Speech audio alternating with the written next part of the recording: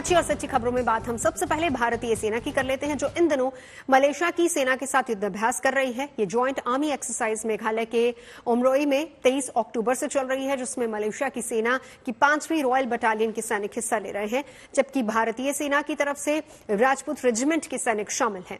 इस अभ्यास की खास बात यह है कि इसमें महिला योद्धाओं को भी शामिल किया गया है। 5 नवंबर तक चलने वाले इस युद्धाभ्यास में दोनों सेनाएं अलग अलग हालात और अलग अलग चुनौतियों के बीच अपने रण कौशल को कैसे धार देने में जुटे हैं, दिखाते हैं आपको।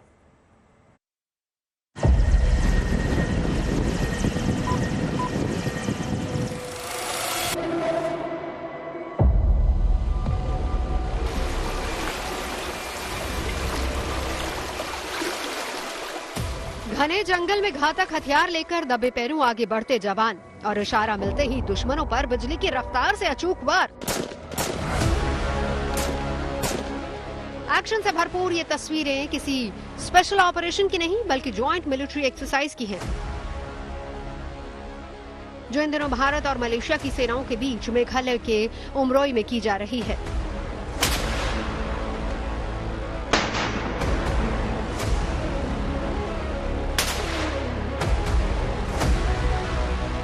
इस युद्धाभ्यास में मलेशियाई सेना की 5वीं रॉयल बटालियन और भारतीय सेना की तरफ से राजपूत रेजिमेंट की एक बटालियन हिस्सा ले रही है। साथ ही महिला योद्धाओं को भी एक्सरसाइज में अपने जौहर दिखाने का मौका दिया गया है।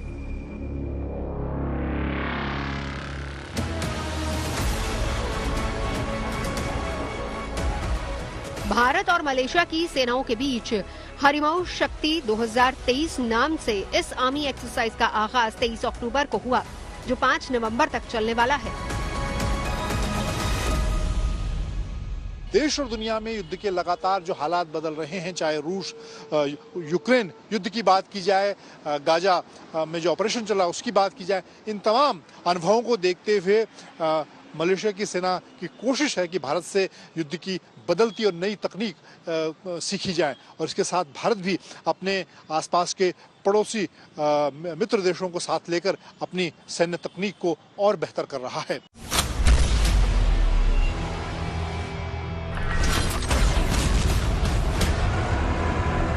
इस युद्धाभ्यास में ग्राउंड ऑपरेशन के अलावा हेलीबॉर्न ऑपरेशन और ऊंचे पहाड़ों पर रॉकक्राफ्ट ट्रेनिंग का भी अभ्यास किया जा रहा है, जिसमें दोनों सेनाओं के जवानों के बीच गजब का तालमेल और उत्साह देखने को मिल रहा है।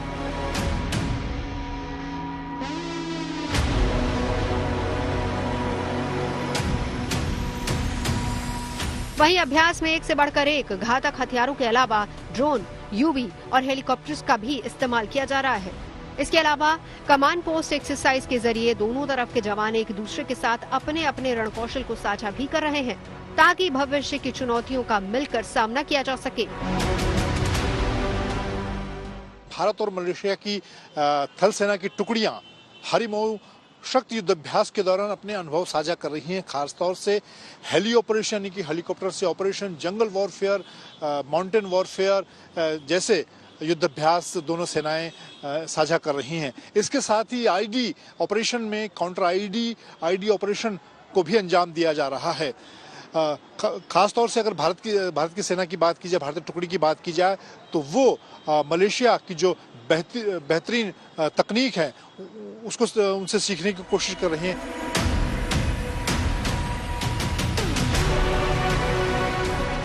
ये मिलिट्री एक्सरसाइज जंगल, पहाड़, दिन और रात हर तरह के हालात में की जा रही है, जिसका मकसद सिर्फ यही है कि ये जवान जरूरत पड़ने पर दुश्मन का खात्मा पलक झपकते ही कर पाए। भारत अपने रणनीतिक साझेदार देशों के साथ इस तरह के युद्धाभ्यास लगातार कर रहा है, जिसके तहत पिछले साल ही नवंबर के महीने में मलेशिया के क्लुआंग में युद्धाभ्यास आयोजित किया गया था। इस बार भारत में युद्धाभ्यास चल रहा है, जो रक्षा सहयोग को और मजबूत करने और द्विपक्षीय संबंधों को बढ़ावा देने के उद्देश्य से किया जा रहा है। मंजीत नेगी के साथ bureau report, good news today. बात तीज त्योहारों की, दुर्गा पूजा और दशहरा के बाद अब बारी है करवा चौथ की, जो इस साल 1 नवंबर को यानी कि बुधवार के दिन मनाया जाएगा। और इस दिन सुहागिन महिलाएं अपने पति की लंबी उम्र और अच्छे स्वास्थ्य के लिए पूरे दिन उपवास करती हैं और रात में चांद निकलने के बाद ही अपना व्रत खोलती हैं। मान्यता यह है कि इस दिन विधिवत पूजा करने से अखंड सौभाग्य का आशीर्वाद मिलता है। तो ऐसे में पर्व को लेकर ज्यादा वक्त नहीं बचा है, लिहाजा सुहागिन महिलाएं करवा चौथ के इस पर्व को मनाने के लिए जोर शोर से तैयारियों में जुटी है। बाजारों की रौनक कैसी है और पूजा का विधि विधान, शुभ मुहूर्त क्या है, देखिए इस रिपोर्ट में।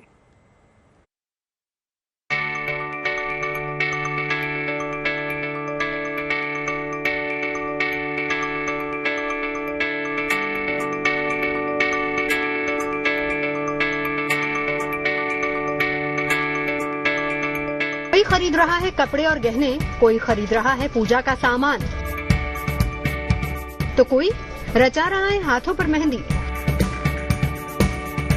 ये तैयारी है सुहागिन महिलाओं के पर्व करवा चौथ की, जो इस साल 1 नवंबर यानी बुधवार के दिन बड़े ही धूमधाम के साथ मनाया जाएगा। करवा चौथ का ये व्रत सुहागिन महिलाएं अपने पति की लंबी आयु और खुशहाल जीवन के लिए रखती हैं।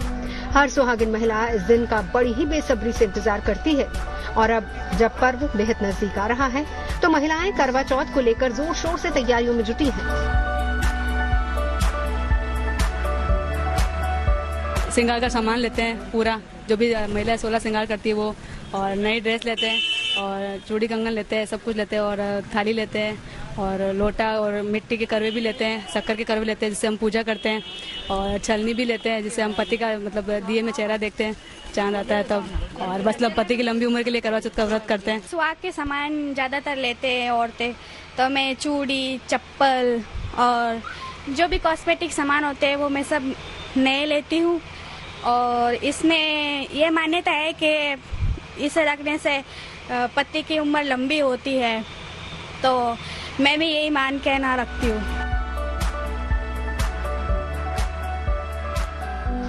चाहे दिल्ली हो या मुंबई, यूपी हो या राजस्थान, बाजारों में इस पर्व को लेकर चहल पहल बढ़ गई है। खासकर कपड़ों और गहनों की दुकानों में रौनक देखते ही बनती है। कोई अपने लिए खरीदारी कर रहा है तो कोई बेटी और बहू के लिए खरीदारी में जुटा है। हर साल करवा चौथ के मौके पे अलग अलग ट्रेंड की साड़ियां आती हैं। जानते हैं इस बार करवा चौथ स्पेशल साड़ियां कैसी हैं, क्या ट्रेंड है, क्या महिलाओं की डिमांड है। करवा चौथ आने वाला है और इस बार जो है महिलाएं कैसी साड़ियां खरीदना पसंद कर रही हैं। मैम इस बार ना सिल्क की ट्रेंड बहुत ज्यादा है और करवा चौथ पे लोग मतलब सिल्क की इतनी भरमार है और वैरायटी एक से एक मिलेगी आपको। जैसा कि मैं आपको दिखाना चाहूंगा, एक साड़ी आएगी ये वाली, देखिए ये बनारसी सिल्क के ऊपर है, करवा चौथ पे दबा दब बिक रही है, समझ लो। ये रेड स्पेशल साड़ी आती है, करवा चौथ स्पेशल है ये, क्योंकि करवा चौथ है तो लाल तो बनता है। नई नवेली दुल्हन तो देखो रेड के ऊपर जाना है। तो इसमें काम भी जो देख रहे हो आप सारा हैंडवर्क है इसके अंदर, सारा कसब जरी का काम है इसमें। पति से गिफ्ट लेना होता है और गिफ्ट में महिलाओं की सबसे पहली पसंद होती है ज्वेलरी। आइए लोगों से बात करते हैं और देखते हैं क्या रौनक है। अंकल, किस चीज की खरीदारी हो रही है? करवा चौथ के लिए परचेज कर रहे हैं मैडम। करवा चौथ के लिए परचेज अगर कर रहे हैं तो मुझे लगता है कि जो सबसे ज्यादा एक्साइटेड होंगी वो आंटी होंगी। आंटी क्या खरीद रहे हैं? टॉप से ले रही हूँ। अच्छा, औरतें साल भर इंतजार करती हैं कि करवा चौथ जब आएगा तो कुछ गिफ्ट लेंगी अपने हस्बैंड से। आपने कुछ फरमाइश रखी थी या अंकल जो दिला रहे हैं आप ले लेंगे? मैं तो बहू के लिए ले रही हूँ। क्या खरीदा इस बार? कपड़े हो गए हैं। आई बॉट अ साड़ी जो मेरी मदर इन लॉ ने मुझे दिया, एंड हस्बैंड की तरफ से ये हो गया, हो गया, इट्स अ कॉम्बो। क्या कुछ खास है इस बार ट्रेंड में? क्योंकि हर बार हम देखते हैं ट्रेंड भी बदलता है, चाहे ज्वेलरी के डिजाइन की बात हो, कलर की बात हो, रोज गोल्ड, डायमंड, क्या कुछ खास? महिलाएं क्या खरीद रही हैं? महिलाएं ज्यादातर इस टाइम ना लाइट ज्वेलरी देती हैं, क्योंकि ब्राइडल वाला जो टाइम आता है वो अपना हैवी पे चला जाता है। बट करवा चौथ ऐसी चीज होती है जो हर किसी का एक बजट होता है कि तो हल्का है, भारी है, और ये वाली जो ज्वेलरी होती है ना ये इजीली वेयर की जाती है। खास बात यह है कि इस साल का करवा चौथ और ज्यादा खास होने वाला है, क्योंकि ज्योतिषियों के मुताबिक इस दिन 100 साल बाद ऐसा शुभ संयोग बन रहा है जिससे दाम्पत्य जीवन के सारे संकट दूर हो सकते हैं। जानकारों के मुताबिक 100 साल के बाद मंगल और बुध एक साथ विराजमान होंगे और उसकी वजह से बुध आदित्य योग बनने वाला है, जो बहुत ही शुभ माना जाता है। इतना ही नहीं, करवा चौथ के दिन ही शिव योग और स्वार्थ सिद्धि योग भी बन रहा है। वहीं पूजा का शुभ मुहूर्त शाम 5:36 से लेकर शाम 6:54 तक है। करवा चौथ के दिन सुबह में उठकर नित्य क्रिया करके, स्नान करके और अपने मंदिर में जहाँ भगवान की वो सेवा पूजा करती हैं, उस मंदिर की साफ सफाई करके और भगवान का विधिवत पूजन करें, जिसमें गंध पुष्प तांबुल, भगवान गणेश जी को बहुत प्रिय है, तो तांबुल, मेवा, लड्डू आदि का भोग भगवान को अर्पित करें और दिन भर व्रत रहें और रात्रि में चंद्रमा का दर्शन करके और दूध का अर्घ दे करके उसके बाद फिर व्रत का पारण करें। मान्यता है कि शुभ मुहूर्त के दौरान भगवान शिव और माता पार्वती, कार्तिकेय और भगवान गणेश की विधिवत पूजा करने से और रात में चंद्रमा को अर्घ्य देने से अखंड सौभाग्य का आशीर्वाद मिलता है। दिल्ली से नीतू झा, अनामिका गौड़ के साथ, पाली से भारत भूषण जोशी और चंदौली से उदय गुप्ता के साथ गुड न्यूज टुडे। और करवा चौथ के इस व्रत में पूजा की थाली का बहुत खास महत्व होता है। इस साल बाजार में पूजा की कौन कौन सी थालियां मौजूद हैं, लखनऊ से ये बता रही मेरी सहयोगी शिल्पी सेन।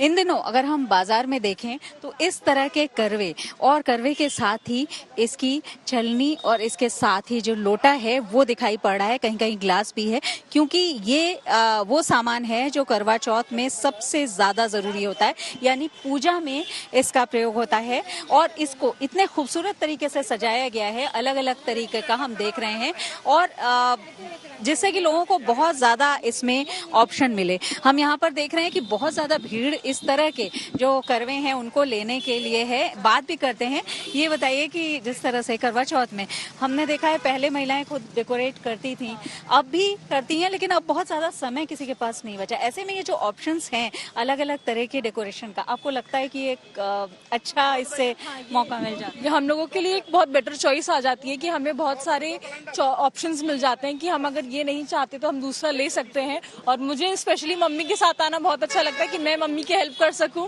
कि कौन सा अच्छा लगेगा उनके स्पेशल डे के लिए, तो ये सारा काफी इजी हो जाता है हम लोग। अच्छा, इसमें हम देख रहे हैं, क्योंकि आपसे भी पूछना चाहेंगे, ये अलग अलग पूजा की थाली भी है और लोटा भी है, कहीं कहीं ग्लास भी दिख रहा है, छलनी भी दिख रही है, तो इससे आपको लगता है कि एक ग्रेस आता है और एक बहुत सजी हुई चीज रहती है, तो अच्छा लगता है? बहुत प्यारा लगता है। ये देखिए कितना खूबसूरत तरीके से सजाया गया है इसको, और आजकल शायद लोगों के पास थोड़ा कम वक्त है, इसलिए भी ये बना बनाया मिल जाता है, तो आसानी वर्किंग वुमेन को पहले भी मिलता। और अब बात करते हैं सपनों के शहर और मायानगरी मुंबई की। पिछले 6 दशक से जिसकी पहचान काली पीली टैक्सी के तौर पर फिएट कंपनी की प्रीमियर पद्मिनी कार भी रही है, लेकिन आज के बाद काली पीली टैक्सी के तौर पर चलने वाली इस गाड़ी का मीटर डाउन हो जाएगा, यानी करीब 60 साल तक मुंबई की शान रही प्रीमियर पद्मिनी कल से मुंबई की सड़कों पर दौड़ती नजर नहीं आएगी। मुंबई की इस पहचान के खो जाने की वजह परिवहन विभाग का एक फैसला है जो साल 2008 में आया था, करीब 15 साल पहले।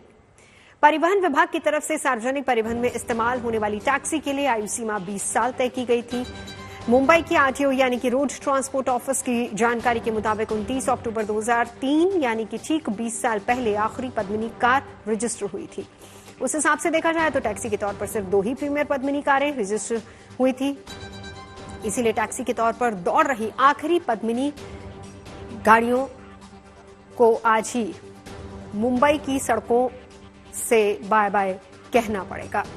यानी करीब 15 साल पहले किए गए एक फैसले की वजह से काली पीली टैक्सी के तौर पर दौड़ने वाली इन टैक्सियों की मुंबई में आज उम्र खत्म हो जाएगी। अब कल से आपको मुंबई की सड़कों पर इटालियन कंपनी की फिएट की प्रीमियर पद्मिनी कार काली पीली टैक्सी के तौर पर नजर नहीं आएगी। भारत में फिएट कंपनी की बात करें तो प्रीमियम पद्मिनी का सफर शुरू हुआ था 1964 में, जब टैक्सी के तौर पर प्रीमियर पद्मिनी की यात्रा फिएट 1100 डिलाइट मॉडल के साथ शुरू की गई थी, जो स्टीयरिंग माउंटेड गियर शिफ्ट वाली 1200 सीसी की शक्तिशाली और विश्वसनीय कार थी। मुंबई में रहने वाले लोग आम भाषा में, आम बोलचाल में इसको डुकर फिएट भी कहा करते थे। फिर 70 के दशक में इस मॉडल का नाम बदलकर प्रीमियर प्रेसिडेंट रखा गया था, कुछ साल बाद एक बार फिर से इसका नाम बदला गया। मशहूर भारतीय रानी पद्मिनी के सम्मान में फिएट कंपनी की ये गाड़ी प्रीमियर पद्मिनी के नाम से जानी जाने लगी। साल 2001 में फिएट कंपनी की तरफ से प्रीमियर पद्मिनी कार का उत्पादन बंद कर दिया गया और उत्पादन बंद होने के बाद स्पेयर पार्ट्स मुख्य समस्या बन गए और इसी कारण टैक्सी संचालन से जुड़े लोगों ने मारुति सुजुकी और ह्युंडई जैसे सस्ते मॉडल्स को अपनाना शुरू कर दिया। प्रीमियर पद्मिनी को बॉलीवुड फिल्मों टैक्सी नंबर 9211, काली पीली अब लौट चले में भी दिखाया गया। हालांकि साल 2003 तक कुछ टैक्सी ड्राइवर्स अपनी कार का रजिस्ट्रेशन कराने में जरूर कामयाब हुए थे। उनमें सिर्फ 2 ही गाड़ियां जो कि सोमवार यानी कि आज तक मुंबई की सड़कों पर ही दिख पाएंगी। तो मुंबई की आखिरी पंजीकृत प्रीमियर पद्मिनी टैक्सी के मालिक अब्दुल करीम कारसेकर हैं। प्रभा देवी के रहने वाले हैं अब्दुल। न सिर्फ उनकी बल्कि मुंबई के रहने वाले सैकड़ों लोगों की यादें इस टैक्सी से जुड़ी हुई हैं। क्या बता रहे हैं ये सुनते हैं। 20 साल से चला रहा हूँ, अभी ये 20 साल हो जाएंगे मेरे को। बहुत यादें है इसमें, तो अच्छे अच्छे एक्टर लोग बैठे हुए हैं और बहुत जन तो विदादर से एक बंदा बैठा लेके गया टाटा प्रेस के आगे, क्योंकि माँ है 80 साल की, पिताजी उनके 85 साल के। 3 माले से नीचे उतार के फोटो खींचा, बोला मम्मी पापा अभी ये टैक्सी दिखेगी नहीं। तो मेरे को भी बहुत ख़राब लगा कि आज मुंबई की एक शान है, हमारी जान है, तो ये सब चीज़ रखना चाहिए। ये 2003 में हमारा रजिस्ट्रेशन हुआ था, इसको 2000 में बुक किया गया था, तो 2001 में और 2000 में कंपनी बंद हो गई। 2003 में इसका कोर्ट का फैसला हुआ, तो ये उसके बाद ये रजिस्ट्रेशन हो गई। तो उस टाइम भी हमारे को आरटीओ में पासिंग करने के टाइम है ना, तो आरटीओ में दे नहीं रहा था पासिंग, तो बोले भाई 2001 में कंपनी बंद हो गया, अभी आपका ख़त्म हो गया। तो मेरे क्वार्टर साहब ने भी बहुत रिक्वेस्ट किया आरटीओ के हिसाब से, तो मेरे मुंह से निकल गया भाई पेट में बच्चा रहता है ना, पैदा होने के बाद ही उसका नाम लिखा जाता है ना, लड़की के लड़का है।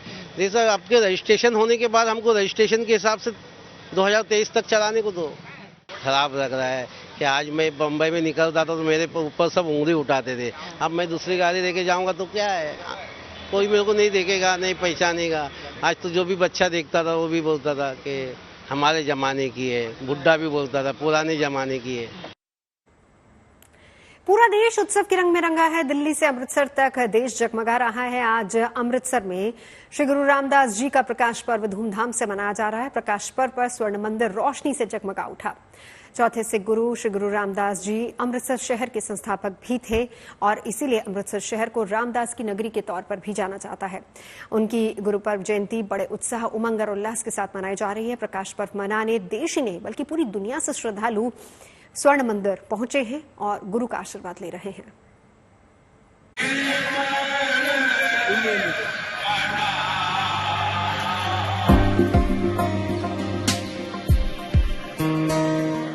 रंग बिरंगी रोशनी से जगमगाया अमृतसर। देश विदेश के फूलों से महका दरबार साहिब। संगत के लिए खास लंगर का इंतजाम। स्वर्ण मंदिर में आज धूमधाम से प्रकाश पर्व मनाया जा रहा है। आज गुरु नगरी अमृतसर को बसाने वाले श्री गुरु रामदास जी का प्रकाश पर्व है। गुरु रामदास जी के प्रकाश पर्व पर गोल्डन टेम्पल को फूलों और रंग बिरंगी लाइट से सजाया गया है। गोल्डन टेम्पल को सजाने के लिए देश ही नहीं विदेशों से फूल मंगवाए गए हैं। Thailand, Holland, Malaysia, Singapore, Kolkata, Bangalore और दिल्ली से करीब 20 टन फूल अमृतसर पहुंचे और इन देसी विदेशी फूलों के साथ गोल्डन टेम्पल को भव्य रूप दिया गया है। फूलों से मोर और ओमकार की आकृति तैयार की गई है जो यहाँ आकर्षण का केंद्र बनी हुई है। बहुत वधिया सजावट हुई है जी, बड़ी मन नूं शांति मिली है दर्शन करके गुरु महाराज दे। बहुत वधिया लगा।